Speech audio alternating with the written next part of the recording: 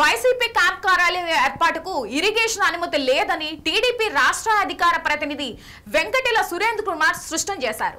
తాడేపల్లిలో YCP camp కార్యాలయాన్ని supreme court తీర్పును ఇరిగేషన్ శాఖ ఇచ్చిన నోటీసును లెక్క చేయకుండా వైసీపీ కేంద్ర కార్యాలయాన్ని ఏర్పాటు చేయడం చట్ట విరుద్ధమని విమర్శించారు. కానీ దీనిపై కొందరు వైసీపీ నాయకులు, కొన్ని మీడియా సంస్థలు టీడీపీ పార్టీపై దుష్ప్రచారం చేస్తుందన్నారు. దీనిని తీవ్రంగా ఖండిస్తున్నట్లు సురేంద్ర కుమార్ తెలిపారు. 23 జీవో ఇష్యూ చేసింది. GO number 52. అందులో స్పష్టంగా తెలియజేశారు, ఈ భూమిని కేటాయిస్తూ ఇరిగేషన్ శాఖ అనుమతి తీసుకోవాలని స్పష్టంగా జీవోలో పేర్కొనడం జరిగింది. అంటే ఇరిగేషన్ శాఖ అనుమతి లేకుండా అక్కడ కార్యాలయ భవనం నిర్మించడానికి వీలు లేదనేది స్పష్టమైంది. ఆ తర్వాత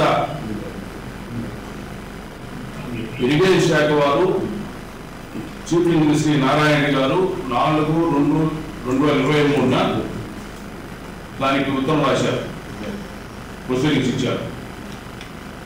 ఆ భూమిని వైకాపా పార్టీ కేంద్ర కార్యాలయ భవన నిర్మాణం కేటాయించడం కుదరదని చెప్పి, ఇది సుప్రీంకోర్టు నిబంధనలకు అనుగుణంగా లేవని చెప్పి కూడా వాళ్ళు స్పష్టం చేశారు.